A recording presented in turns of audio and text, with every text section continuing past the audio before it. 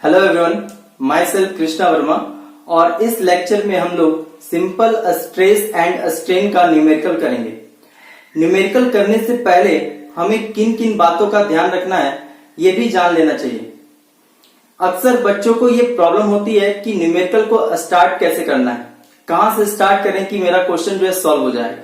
तो सबसे पहले क्वेश्चन को रीड करने आना चाहिए कि इस क्वेश्चन में मुझे क्या क्या गिवन दिया हुआ है, मतलब कौन सा डाटा हमको अवेलेबल है और हमें क्या फाइंड करना है। अगर ये चीज अगर क्लियर होगा तो हमारा न्यूमेरिकल आसानी से सॉल्व हो जाएगा। अब उस न्यूमेरिकल से रिलेटेड जो भी फॉर्मूला है वो हमें याद होना चाहिए और उस फॉर्मूला में देखेंगे कि क्या क्या इस चीज में दिया हुआ है, क्या क्या गिवन डाटा है दिया हुआ है और क्या क्या हमको इसमें फाइंड करना पड़ेगा। ठीक है, तो इस अप्रोच से हम लोग न्यूमेरिकल को सॉल्व कर सकते हैं। तो स्टार्ट करते हैं सबसे पहला क्वेश्चन। तो सबसे पहला क्वेश्चन जो है हमारा ये है, a steel rod 25 mm in diameter, हमें डायमीटर दिया हुआ है। तो सबसे पहले हम लोग क्या करेंगे, जैसे पहला क्वेश्चन हम लोग कर रहे हैं तो जो भी उसमें गिवन है वो हम लोग यहाँ पे गिवन लिख लेंगे, गिवन डाटा यहाँ पे हम लोग लिख लेंगे, जो भी चीज हमको यहाँ पे दिया हुआ है। तो यहाँ पे बोल रहा है कि एक स्टील का रॉड है जिसका डायमीटर जो है वो 25 mm है। यहाँ पे स्टील का जो डायमीटर है, उसका रॉड का जो डायमीटर है वो 25 mm दिया हुआ है और इसका जो लेंथ है वो हमको दिया है 2 मीटर। ठीक है, उसके बाद बोल रहा है is subjected to an axial pull of 45 kilo Newton.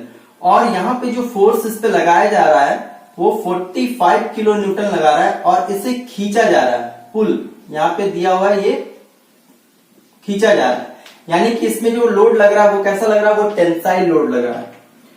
उसके बाद यहाँ पे हमें फाइंड करने के लिए बोला गया है, फाइंड इंटेंसिटी ऑफ स्ट्रेस, हमें इसमें स्ट्रेस निकालना है। उसके बाद स्ट्रेन निकालना है, तो स्ट्रेन को स्मॉल ए से डिनोट कर रहे हैं। उसके बाद इलोंगेशन निकालना है, मतलब कि चेंज इन लेंथ, लेंथ में कितना चेंज आया ये चीज हमें फाइंड करना है। तो ये सारा चीज हमें पता होना चाहिए। तो जो भी उस क्वेश्चन में गिवन दिया रहेगा वो सारा हम लोग क्या करेंगे, यहाँ पे इस तरह से लिख लेंगे। और जो भी यहाँ पे हम लोग, जो भी डाटा यहाँ पे हम लोग लिख रहे हैं वो उसका यूजुअल नोटेशन में होना चाहिए। मतलब जो भी हम लोग फॉर्मूला यूज कर रहे हैं, फॉर्मूला जो भी हम लोग डिराइव करके लाए हैं उसमें जो भी हम लोग वहां पे नोटेशन यूज किए हैं, जैसे डायमीटर के लिए स्मॉल डी, लेंथ के लिए कैपिटल एल और लोड के लिए पी यहाँ पे डिनोट किए, तो ये चीज हमें पता होना चाहिए और उसी के अकॉर्डिंग यहाँ पे उसका नोटेशन देना चाहिए। तो अब क्वेश्चन को देखते हैं। क्वेश्चन में ये बोल रहा है कि एक कोई स्टील का रॉड है और इस पे फोर्स लगाया जा रहा है और ये क्या किया जा रहा है, खींचा जा रहा है, पुल। तो 45 किलो न्यूटन का यहाँ पे पुल जो है दिया हुआ है, 45 किलो न्यूटन। ठीक है, तो क्या होगा कि इसमें स्ट्रेस जनरेट होगा। अच्छा, इसका लेंथ जो है, इसका लेंथ दिया हुआ है 2 मीटर, इसका लेंथ जो है 2 मीटर दिया हुआ है। तो सबसे पहले हम लोग क्या करेंगे कि इस बात का ध्यान रखेंगे कि सारा जो उसका यूनिट होगा वो एक जैसा होना चाहिए। जैसे कि अगर डायमीटर को अगर 25 mm ले रहे हैं, अगर mm में ले रहे हैं तो लेंथ को भी मिलीमीटर में हम लोग को लेना पड़ेगा, mm में लेना पड़ेगा। तो हम लोग को पता है कि 1 metre is equal to 1000 millimetre होता है, तो ये हो जाएगा 2000 मिलीमीटर। ठीक है, यहाँ पे 45 किलो न्यूटन दिया हुआ है, तो इस किलो न्यूटन को न्यूटन में चेंज करेंगे तो ये हो जाएगा 45 इंटू 10 का पावर 3 न्यूटन। ठीक है, तो सबसे पहले हम इसको कन्वर्ट कर लिए। अब मेरा पहला जो क्वेश्चन पूछा है कि बताइए कि स्ट्रेस कितना होगा। ठीक है, तो यहाँ पे सबसे पहला हम लोग निकालते हैं स्ट्रेस। तो स्ट्रेस को निकालने से पहले हम लोग को पता होना चाहिए कि स्ट्रेस का फॉर्मूला क्या होता है। तो स्ट्रेस का जो फॉर्मूला होता है लोड बाय एरिया। ठीक है, लोड बाय एरिया। तो अब देखेंगे कि हमको यहाँ क्या पता है, हमको फोर्स पता है कि इसमें जो लोड लग रहा है वो 45 किलो न्यूटन लग रहा है, तो 45 इंटू 10 का पावर 3 न्यूटन हो गया। लेकिन एरिया हमको नहीं पता है, तो एरिया निकालने के लिए हमको क्या करना पड़ेगा, एरिया के लिए हमको चाहिए उसका डायमीटर। जैसे इसका क्रॉस सेक्शन देखेंगे तो इसका जो क्रॉस सेक्शन होगा ये सर्कुलर होगा, इसका जो क्रॉस सेक्शन है इस तरह सर्कुलर होगा और इसका ये डायमीटर हमको दिया हुआ है। तो जब डायमीटर दिया हुआ है तो हम इसका एरिया निकाल सकते हैं। तो एरिया ऑफ सर्कल क्या होता है?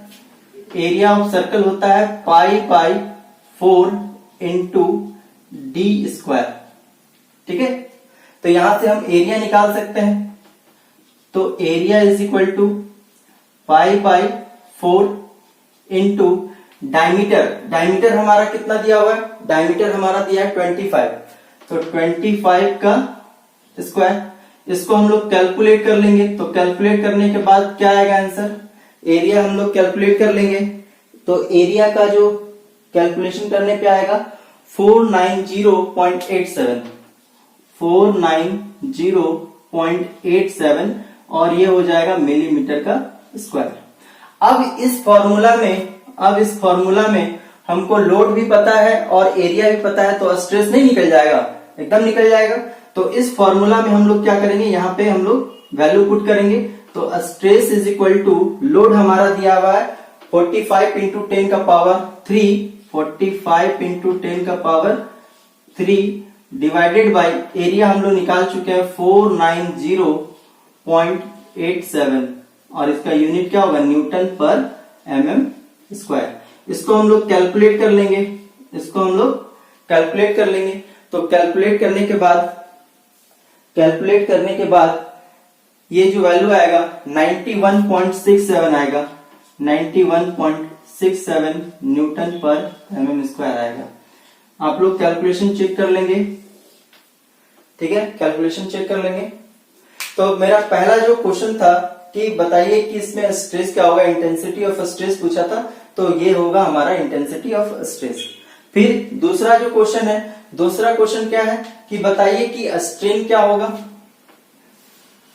इसके बाद स्ट्रेन पूछा गया है। इसमें स्ट्रेन क्या होगा, दूसरा नंबर इसमें स्ट्रेन क्या होगा।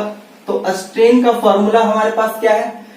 स्ट्रेन का फॉर्मूला होता है change in dimension upon original dimension. यानी कि अगर हम लोग यहाँ पे लेंथ वाइज ले रहे हैं तो change in length upon original length, change in length upon original length.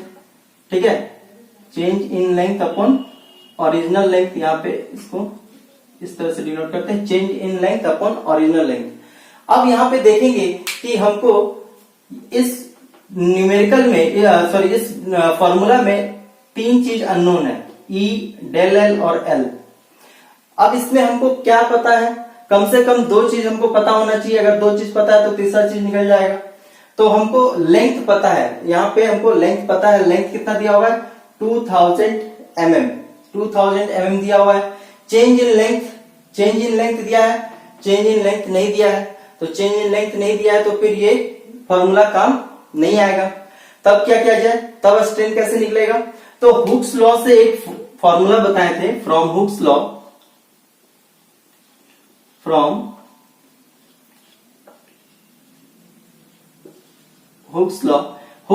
से मेरे पास एक और फॉर्मूला है स्ट्रेन का। वो क्या है? ये बताता है मॉडुलस ऑफ इलास्टिसिटी, यानी कि Young's modulus is equal to stress upon strain.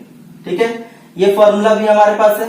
तो यहाँ पे ये फॉर्मूला का क्या हम इस्तेमाल कर सकते हैं?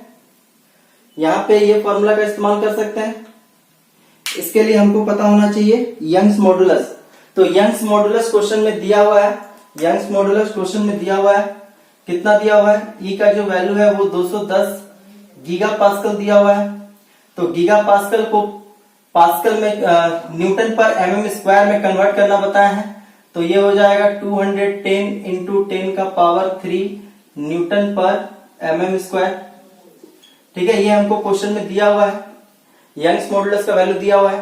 तो ये पता है और इससे पहले हम अभी स्ट्रेन निकाले हैं। तो इसमें दो चीज हमको पता चल गया, एक यंग्स मॉडुलस और यहाँ पे स्ट्रेस हमको पता है। तो यहां से स्ट्रेन निकल जाएगा। तो स्ट्रेन इज इक्वल टू क्या होगा? Stress upon Young's modulus. तो स्ट्रेस अभी हम लोग निकाले थे, ई का वैल्यू सिग्मा का वैल्यू निकाले थे 91.67 और यंग्स मॉडुलस का जो वैल्यू है, यंग्स मॉडुलस का वैल्यू है 210 इंटू 10 का पावर 3। ठीक है, यहाँ पे स्ट्रेस का जो यूनिट है न्यूटन पर mm स्क्वायर, और यहाँ पे यंग्स मॉडुलस का जो यूनिट है ये भी न्यूटन पर mm स्क्वायर है। तो यहाँ पे ये दोनों क्या होगा, कैंसिल हो जाएगा।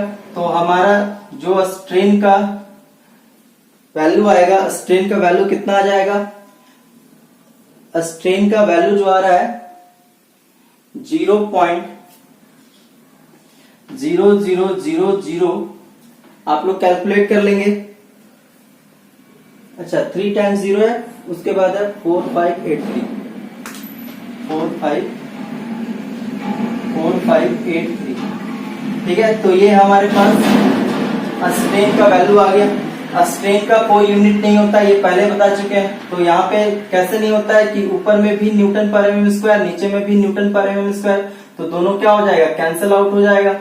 ठीक है, इसलिए स्ट्रेन का कोई भी यूनिट नहीं होगा। ठीक, तो यहां से हमको स्ट्रेन का वैल्यू मिल गया। अब उसके बाद हमको चेंज इन लेंथ निकालना है। तो देखिए ये जो फॉर्मूला है अभी ये काम आ जाएगा।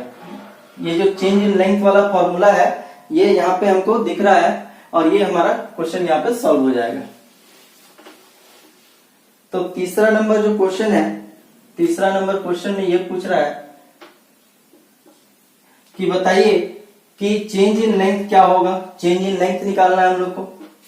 तो अभी हम लोग स्ट्रेन का वैल्यू निकाल लेते हैं, और यहाँ पे लेंथ का भी वैल्यू पता है, तो चेंज इन लेंथ निकल जाएगा। तो change in length is equal to E into capital L, ये निकल जाएगा हम लोग का चेंज इन लेंथ।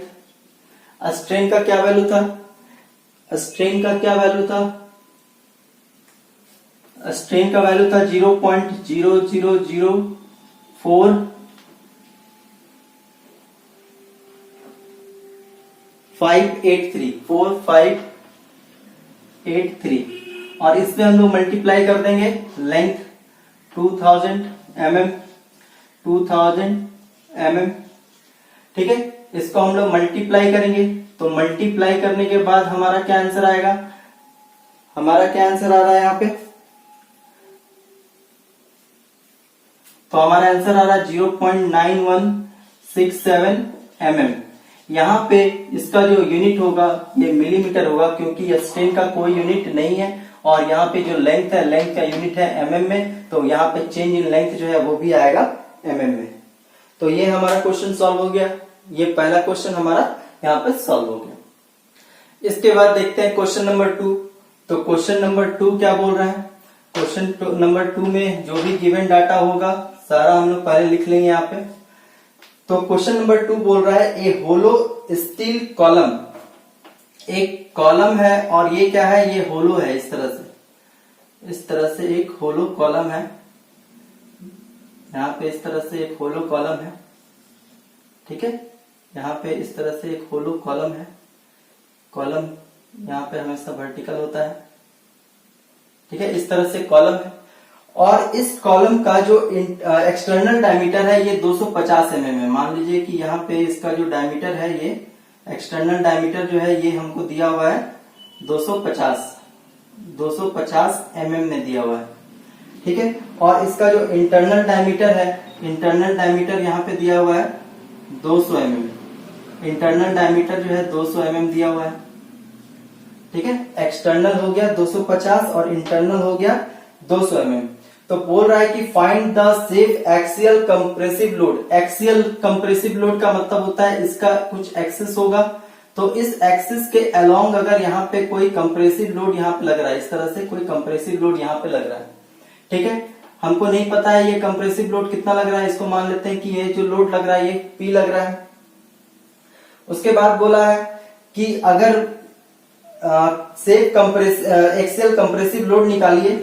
ठीक है, if the safe compressive stress, जो कंप्रेसिव स्ट्रेस है, safe compressive stress is 120 megapascal. Safe compressive stress जो है वो दिया हुआ है, यानी कि हमारा यहाँ पे जो सिग्मा सी है कंप्रेसिव स्ट्रेस का यहाँ पे वैल्यू दिया हुआ है। कितना दिया हुआ है, 120 मेगापास्कल दिया हुआ है। यहाँ पे कितना दिया हुआ है, ये हमारा 120 मेगापास्कल दिया हुआ है, 120 मेगापास्कल दिया हुआ है। तो मेगा पास्कल को अगर न्यूटन पर एमएम स्क्वायर में अगर चेंज करेंगे तो ये कितना हो जाएगा, ये हो जाएगा 120 न्यूटन पर एमएम स्क्वायर, क्योंकि पहला ही क्लास में सारा यूनिट का कन्वर्जन किस तरह से किया जाता है सारा चीज बता दिया है। ठीक है, तो यहाँ पे हमको इंटरनल डायमीटर दिया हुआ है कितना 200 mm, तो इसको स्मॉल डी आई मान लेते हैं इंटरनल डायमीटर के लिए। तो ये mm में है, इसको चेंज करने का जरूरत नहीं है। और आउटर डायमीटर जो दिया हुआ है वो 250 दिया है, तो आउटर डायमीटर के लिए डी नॉट मान लेते हैं। ठीक है, तो ये दिया हुआ है 250 mm, ये हो गया 250 mm हो गया। ठीक है, तो हमको निकालना है कि सेल्फ कंप्रेसिव लोड कितना होगा। इसका मतलब ये हो रहा है, सेल्फ कंप्रेसिव का ये मतलब है कि जब इस पे जो लोड लगेगा इतना लोड लगाना है कि ये कंपोनेंट जो है वो डिफॉर्म ना करे। ठीक है, मतलब कि ये परमानेंट डिफॉर्म नहीं होना चाहिए, इतना हमको यहाँ पे क्या करना है, इतना यहाँ पे हमको कंप्रेसिव लोड लगाना है। ठीक है, तो सेफ कंप्रेसिव स्ट्रेस पे अगर हम यहाँ पे डिजाइन करेंगे तो हमारा लोड भी क्या होगा, सेफ होगा। ठीक, तो अब हमको क्या करना है, सबसे पहले हमको पता लगाना पड़ेगा एरिया, कि इसका जो ये क्रॉस सेक्शनल एरिया है, ये जो क्रॉस सेक्शनल एरिया है ये कितना होगा। तो ये जो क्रॉस सेक्शनल एरिया है वो कैसा होगा, ये होलो है, तो होलो है तो हमको एक कॉन्सेंट्रिक सर्कल दिखेगा, और ये हमारा हो जाएगा रेजिस्टिंग एरिया। ये जो एरिया है यही हमारा रेजिस्टिंग एरिया होगा, क्योंकि इस बीच में तो कोई मटेरियल नहीं है, मटेरियल नहीं है तो रेजिस्ट कहां से करेगा। तो ये हो गया हमारा आउटर डायमीटर, ये हमारा आउटर डायमीटर डी नॉट, और ये हो गया हमारा इनर डायमीटर डी आई। ठीक है, इसका एरिया निकालते हैं पहले। तो एरिया हो जाएगा, बड़ा वाला एरिया निकालेंगे और छोटा एरिया वाला एरिया से उसको घटा देंगे। किस तरह से लिखेंगे, π/4 इंटू डी नॉट स्क्वायर। ये बड़ा वाला सर्कल जो है उसका एरिया निकल गया, माइनस ये जो छोटा वाला सर्कल है उसका एरिया निकालते हैं, π/4 इंटू डी आई का स्क्वायर। अब यहाँ पे हम कुछ कॉमन ले सकते हैं, π/4 कॉमन ले सकते हैं, π/4 को कॉमन ले लिए तो यहाँ पे हो गया डी नॉट का स्क्वायर माइनस डी आई का स्क्वायर। तो अब से जब भी हम लोग होलो का अगर होलो साफ्ट या फिर होलो रॉड कुछ भी रहेगा तो उसका फॉर्मूला हम लोग डायरेक्ट ये लिखेंगे, इस तरह से नहीं लिखेंगे। ठीक है, तो यहाँ से एरिया निकल जाएगा, वैल्यू पुट करते हैं π/4। आउटर डायमीटर है हमारा कितना, आउटर डायमीटर है हमारा 250, तो 250 का स्क्वायर माइनस इनर डायमीटर है 200, तो 200 का स्क्वायर। तो इसको जब कैलकुलेट करेंगे तो हमारा एरिया कितना आ जाएगा, हमारा जो एरिया है वो आ जाएगा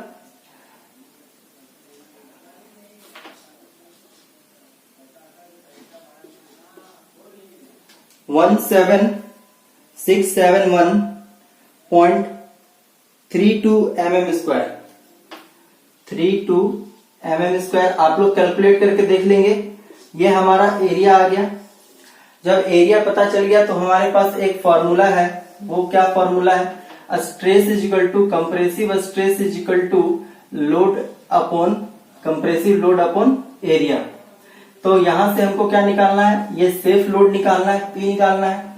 तो P इज इक्वल टू क्या हो जाएगा, सिग्मा C इंटू ए हो जाएगा। सिग्मा C कितना आया है, अच्छा सिग्मा C हमको दिया हुआ है, सिग्मा C दिया 120, तो यहाँ पे पुट करेंगे 120। और एरिया हम लोग निकाल के रखे हुए हैं 17671.32। आप लोग कैलकुलेट कर लेंगे, कैलकुलेट करने के बाद यहाँ पे कितना आंसर आएगा, यहाँ पे कितना आंसर आएगा,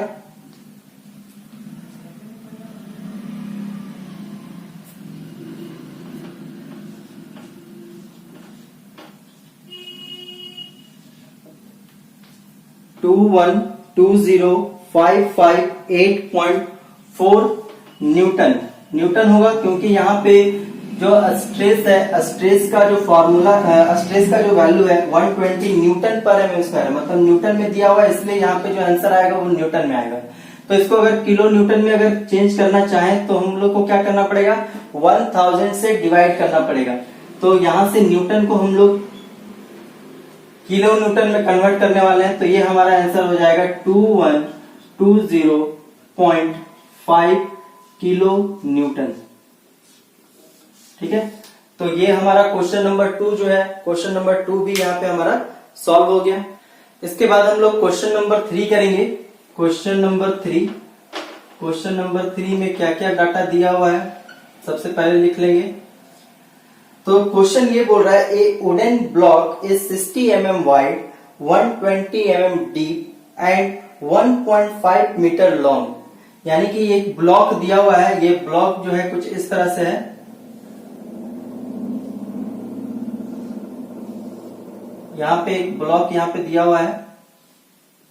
ठीक है, इस ब्लॉक का विड्थ दिया हुआ है, इस ब्लॉक का विड्थ जो है वो दिया हुआ है 60 mm। ये हमारा दिया हुआ है 60 mm दिया हुआ है यहाँ पे। और उसके बाद इसका जो डेप्थ है वो 120 mm दिया हुआ है। यहाँ पे इसका जो डेप्थ है वो 120 mm दिया हुआ है, ये 120 mm है।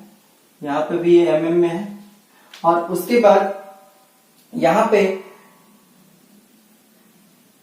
वो इसका जो लंबाई दिया है ये दिया है 1.5 मीटर, ये मीटर में दिया हुआ है। तो इसको अगर हम लोग मिलीमीटर में अगर कन्वर्ट कर ले तो ये हो जाएगा 1500 मिलीमीटर। ठीक है, ये इसका लेंथ है, यानी कि लेंथ दिया हुआ है 1500 मिलीमीटर। यहाँ पे इसका विड्थ जो है, इसका विड्थ दिया हुआ है 60 mm। विड्थ को हम लोग b से डिनोट करेंगे। और डेप्थ दिया है d, अच्छा यहाँ पे b, और इसका जो डेप्थ है चलिए d से ही डिनोट कर लेते हैं। d is equal to 120 mm दिया हुआ है। इसके बाद क्वेश्चन क्या बोल रहा है, it is subjected to an axial pull of 30 kilo newton. यानी कि 30 किलो न्यूटन का कोई यहाँ पे एक्सियल लोड यहाँ पे लग रहा है 30 किलो न्यूटन का। तो जब भी लोड लगेगा तो दोनों साइड लगेगा, यहाँ पे भी 30 किलो न्यूटन का लोड यहाँ पे लग रहा है। ठीक है, यानी इसको क्या कर रहा है, यहाँ पे टेंसाइल लोड है, इसको क्या कर रहा है यहाँ पे ये खींच रहा है। ठीक है, तो यहाँ पे जो लोड है हमारा P इज इक्वल टू वो हो जाएगा 30 किलो न्यूटन। और किलो न्यूटन को अगर न्यूटन में कन्वर्ट करेंगे तो 30 इंटू 10 का पावर 3 न्यूटन हो जाएगा। ठीक है, इसके बाद बोल रहा है कि जब इसको खींचा गया तो इसमें जो स्ट्रिच हो गया, मतलब कि जो खिंचा गया, खिंचाने के बाद उसका जो लेंथ हो गया वो कितना हो गया, मतलब जो जितना से वो खिंचाया है, यानी कि चेंज इन लेंथ, इसमें जो लेंथ में जो चेंज आया है वो आया है 0.625 मिलीमीटर। मतलब इतना मिलीमीटर का हमको यहाँ पे जो है इसका लंबाई जो है यहाँ पे बढ़ गया है। तो बताइए कि इस मटेरियल का यंग्स मॉडुलस यानी कि कैपिटल ई का वैल्यू क्या होगा, ये हम लोग को यहाँ पे फाइंड करना है। ठीक है, तो कैसे होगा, तो सबसे पहले हमको यहाँ पे क्या क्या दिया हुआ है, यहाँ पे हमको लोड दिया हुआ है, लोड। ठीक है, लोड से हमको क्या निकल जाएगा, लोड दिया हुआ है। और हम लोग यहाँ पे एरिया निकाल सकते हैं। अच्छा, एरिया जो होगा ये वाला हमारा क्रॉस सेक्शनल एरिया होगा, यही मेरा रेजिस्टिंग एरिया होगा। ठीक है, क्योंकि लोड जो है उस एरिया पे लग रहा है। तो हम लोग को सबसे पहले ये एरिया निकालना है। और हमको यहाँ पे लोड दिया हुआ है, जिससे हम लोग क्या निकाल सकते हैं, इससे हम लोग स्ट्रेस निकाल सकते हैं। तो सबसे पहले हम लोग को क्या करना होगा, यहाँ पे स्ट्रेस निकालना पड़ेगा। तो स्ट्रेस इज इक्वल टू क्या होता है, लोड अपॉन एरिया होता है। लोड अपॉन एरिया तो P बाई A। अब बताइए कि यहाँ पे जो एरिया है, एरिया क्या लेंगे, तो ये हमारा रजिस्टिंग एरिया है। तो ये इसका लेंथ विड्थ हो गया 60 और ये हो गया 120। तो 60 इंटू 120 हमारा क्या हो जाएगा, यहाँ पे हमारा लेंथ हो जाएगा। तो stress is equal to, load हमारे पास कितना है 30 इंटू 10 का पावर 3, 30 इंटू 10 का पावर 3 न्यूटन। और यहाँ पे हम लोग एरिया निकालेंगे 60 इंटू 120, 60 इंटू 120 और ये है हमारा mm स्क्वायर हो जाएगा। तो इसका जो यूनिट बनेगा वो न्यूटन पर mm स्क्वायर बनेगा। इसको कैलकुलेट कर लेना है हमको, यहां से मिल जाएगा स्ट्रेस। इसको कैलकुलेट करने के बाद जो हमारा स्ट्रेस का वैल्यू आ रहा है, जो हमारा स्ट्रेस का वैल्यू आ रहा है वो आ रहा है 4.167 न्यूटन पर mm स्क्वायर। तो इतना हमारा स्ट्रेस आ गया। ठीक है, तो स्ट्रेस से हम लोग क्या निकाल सकते हैं, स्ट्रेस हमको पता है। अगर हमको स्ट्रेन पता चल जाए तो मेरा काम कुछ बन जाएगा। ठीक है। स्ट्रेन कैसे निकाल सकते हैं? स्ट्रेन बिल्कुल निकाल सकते हैं। चेंज इन लेंथ भी पता है, ओरिजिनल लेंथ भी हमको पता है। तो स्ट्रेन जो है, strain is equal to change in length upon original length होता है। तो चेंज इन लेंथ हमारा दिया है 0.625 mm और हमारा जो लेंथ है, लेंथ दिया है 1500 mm, 1500 mm। तो यहाँ पे mm और mm क्या हो जाएगा? कैंसिल हो जाएगा। तो हमारा स्ट्रेन जो आएगा इसको हम लोग कैलकुलेट कर सकते हैं। तो हमारा जो स्ट्रेन आ रहा है, स्ट्रेन आ रहा है 4.167 इंटू 10 का पावर -4। ठीक है, स्ट्रेन भी आ गया। इसका कोई यूनिट नहीं होता है, स्ट्रेन का कोई भी यूनिट नहीं होता है। अब इसके बाद हम लोग क्या करेंगे? इसके बाद हम लोग यहाँ पे निकालेंगे मॉडुलस ऑफ इलास्टिसिटी यानी कि यंग्स मॉडुलस। तो इसका हमारे पास कोई फॉर्मूला है क्या? बिल्कुल है। हुक्स लॉ से हम लोग एक फॉर्मूला लेके आए हैं कि capital E is equal to stress upon strain, मतलब यंग्स मॉडुलस जो होता है स्ट्रेस अपॉन स्ट्रेन होता है। तो स्ट्रेस का वैल्यू पुट करेंगे। स्ट्रेस का वैल्यू 4.167 और स्ट्रेन का वैल्यू आया है 4.167 इंटू 10 का पावर -4। ठीक है, तो यहाँ पे इजिली कैलकुलेट कर सकते हैं। इस टर्म को कैंसिल कर देंगे। ये जब 10 का पावर -4 डिनोमिनेटर में है, न्यूमरेटर में जाएगा तो ये हो जाएगा 10 का पावर 4 और इसका यूनिट होगा न्यूटन पर mm स्क्वायर। तो यहां से हमको यंग्स मॉडुलस भी निकल गया। चलिए अब हम लोग नेक्स्ट क्वेश्चन जो है क्वेश्चन नंबर 4 करेंगे। तो क्वेश्चन नंबर 4 क्या बोल रहा है? Find figure shows a steel wire and copper wire each of length L and carrying N axial load P। यानी कि यहाँ पे जो है एक स्टील का वायर है और दूसरा कॉपर का वायर है जिसका लेंथ और उस पे लगने वाला जो एक्सियल लोड है दोनों क्या है? बराबर है। तो पहला नंबर क्वेश्चन ये बोल रहा है for the same diameter of the wire, अगर दोनों वायर का जो डायमीटर सेम होगा then find the ratio of extension of copper wire to the extension of the steel wire. जो कॉपर के वायर में जो एक्सटेंशन आएगा और जो स्टील वायर में जो एक्सटेंशन आएगा, इन दोनों का रेशियो क्या होगा ये निकालना है। दूसरा नंबर क्वेश्चन ये बोल रहा है for the same extension of wire, अगर एक्सटेंशन हम लोग यहाँ पे क्या किया? सेम कर दिए। Then find the ratio of diameter of copper wire. Copper wire का जो डायमीटर है और स्टील वायर का जो डायमीटर है, इनका रेशियो निकालना है। यहाँ पे यंग्स मॉडुलस दिया हुआ है, स्टील का और कॉपर का दोनों का दिया हुआ है। स्टील का जो यंग्स मॉडुलस है वो है 2 इंटू 10 का पावर 5 न्यूटन पर mm स्क्वायर और कॉपर का जो यंग्स मॉडुलस है वो हमारा दिया हुआ है 1.2 इंटू 10 का पावर 5 न्यूटन पर mm स्क्वायर। ठीक है, तो क्वेश्चन को हम लोग सॉल्व करते हैं। तो सबसे पहले समझ लेते हैं कि आखिर ये किस तरह से क्वेश्चन दिया हुआ है। जैसे मान लीजिए कि यहाँ पे 2 वायर है, यहाँ पे 2 वायर हम यहाँ पे इस तरह से कंसीडर कर रहे हैं। दोनों का लेंथ जो है वो क्या है? दोनों का ही लेंथ यहाँ पे बराबर है। दोनों ही वायर का लेंथ जो है यहाँ पे बराबर है। हम एक तरफ क्या किए? यहाँ पे फिक्स कर दिए और यहाँ पे एक एक्सियल लोड लगा रहे हैं P। जितना लोड इस पे लगा रहे हैं उतना ही लोड इस पे लगाएंगे। ठीक है, एक हमारा स्टील का बना हुआ है, ये हमारा स्टील का बना हुआ है और ये हमारा कॉपर का बना हुआ है। ठीक है, ये हमारा कॉपर का बना हुआ है। चलिए पूरा ही लिख देते हैं, ये हमारा कॉपर का बना हुआ है। ठीक है, यहाँ पे दोनों का ही जो लेंथ है वो क्या है? इक्वल दिया हुआ है। यहाँ पे लेंथ जो है दोनों का ही इक्वल है और इस पे लगने वाला लोड जो है वो दोनों क्या है? बराबर है। यहाँ पे यंग्स मॉडुलस का वैल्यू दिया हुआ है। Young's modulus for steel is equal to 2 into 10 का पावर 5 न्यूटन पर mm स्क्वायर दिया हुआ है। और जो कॉपर है, कॉपर के लिए यहाँ पे दिया हुआ है 1.2 इंटू 10 का पावर 5 न्यूटन पर mm स्क्वायर। ठीक है, तो सबसे पहला क्वेश्चन हम लोग ये करेंगे। पहला क्वेश्चन हमारा दिया हुआ है, इसी में पहला क्वेश्चन दिया हुआ है for the same diameter of wire, मतलब कि वायर का जो डायमीटर है, दोनों का ही डायमीटर क्या दिया है, बराबर दिया है।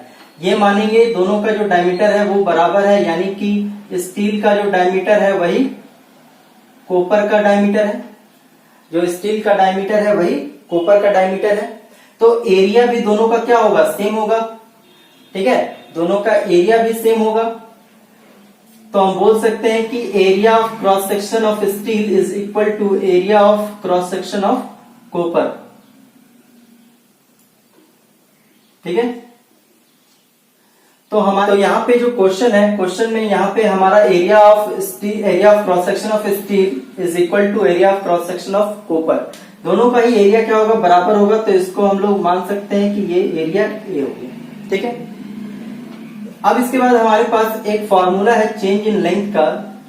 अगर हम लोग स्टील में अगर निकाल रहे हैं चेंज इन लेंथ, तो हो जाएगा पी एल अपॉन ए ई।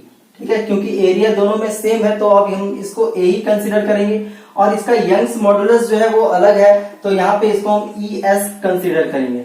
इसको बना देते हैं इक्वेशन 1।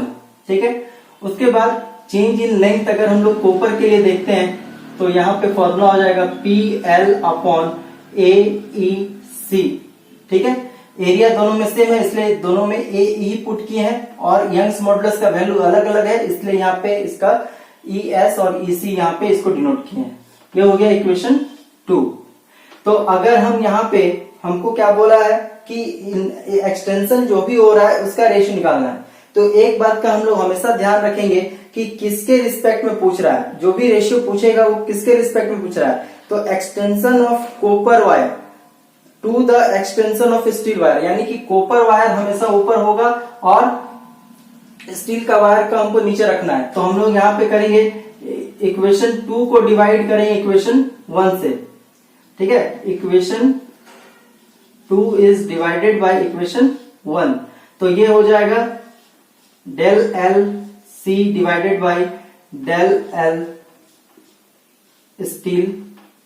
अब इन दोनों का वैल्यू यहाँ पे पुट कर देंगे तो हो जाएगा P L upon A E C divided by, ये हो जाएगा P L upon A E S. तो आप देख सकते हैं कि ये जो 3 टर्म है और ये 3 टर्म दोनों में क्या हो गया, इक्वल हो गया, तो ये कैंसिल आउट हो जाएगा। तो अगर इसको हम सिंप्लीफाई करें तो ये हो जाएगा ई एस बाई ई सी। इसको सिंप्लीफाई करके देख लेंगे हम लोग। तो हमारा जो रेशियो है extension of copper wire to the extension of steel wire is equal to E S by E C. तो अब वैल्यू पुट कर देंगे, तो ऊपर में है स्टील का यंग्स मॉडुलस, तो 2 इंटू 10 का पावर 5 डिवाइडेड बाई 1.2 इंटू 10 का पावर 5, 1.2 इंटू 10 का पावर 5। कैलकुलेशन बहुत ही आसान है, 10 का पावर 5 ऊपर नीचे क्या हो जाएगा, कैंसिल हो जाएगा। तो यहाँ पे हमारा जो आंसर आएगा वो आ जाएगा 1.67। चूंकि रेशियो है, कोई भी यूनिट नहीं होता है रेशियो का, तो ये हमारा आंसर आ गया 1.67। अब इसी क्वेश्चन में और एक चीज पूछा है, इसी क्वेश्चन में एक चीज और पूछा हुआ है। क्या पूछा है देख लेते हैं। क्वेश्चन ये बोल रहा है for the same extension of the wire. दूसरा नंबर क्वेश्चन में यहाँ पे दिया है for same extension of wire, मतलब कि जो भी एक्सटेंशन होगा, मतलब स्टील में जितना चेंज इन लेंथ होगा उतना ही चेंज इन लेंथ जो होगा उतना ही एक्सटेंशन जो है कॉपर के वायर में भी होगा। तो बताइए कि इन दोनों का जो डायमीटर का रेशियो होगा, diameter of copper wire to the diameter of steel wire क्या होगा। Diameter of copper wire to the diameter of steel wire, ये हमको हमेशा ध्यान रखना है क्योंकि कॉम्पिटिटिव लेवल में भी इस तरह का क्वेश्चन जो है हम लोगों से पूछा जाता है और यहाँ पे गलती नहीं होना चाहिए। ठीक है, तो कॉपर को ऊपर रखना है, स्टील को नीचे रखना है। तो यहाँ पे हमको ये चीज दिया हुआ है, तो इस फॉर्मूला से हम इसको यहाँ पे इक्वेट करेंगे चेंज इन लेंथ का। तो चेंज इन लेंथ यानी कि P L upon A E is equal to P L upon A E यहाँ पे दोनों में लोड और लेंथ दोनों सेम रहेगा, लेकिन अब एरिया जो है चेंज हो जाएगा। तो स्टील का एरिया और इसका यंग्स मॉडुलस, और यहां पे हो जाएगा कॉपर का एरिया और यहां पे इसका यंग्स मॉडुलस। ठीक है, तो ये चीज कैंसिल आउट हो जाएगा। तो यहां पे हम लोग क्या करते हैं, EC डिवाइडेड बाय, इसको इधर ले जाएंगे और इसको इधर ले जाएंगे, तो यहां पे क्या बचेगा, लिख सकते हैं ऐसा।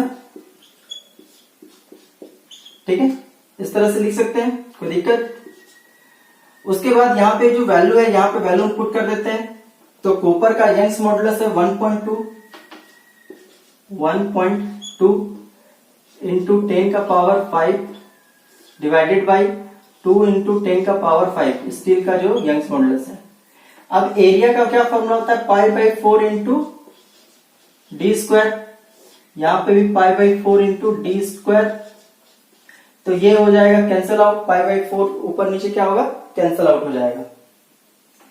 अब हमको यहाँ पे ध्यान देना है कि हमको डीसी बाई डीएस निकालना है, तो इसको क्या करेंगे, रेसिप्रोकल कर देंगे। ठीक है, तो इसको हम लोग इस तरह से लिख सकते हैं, डीसी बाई डीएस का होल स्क्वायर हो जाएगा। और यहाँ पे ये उल्टा हो जाएगा, 10 का पावर 5 10 का पावर 5 हम लोग क्या करते हैं, कैंसिल आउट कर देते हैं। तो ये हो जाएगा 2 डिवाइडेड बाई 1.2। ठीक है, यहां से ये जो स्क्वायर है इसको हटाएंगे तो इधर आ जाएगा रूट। तो यहां पे जो आंसर हो जाएगा इसका,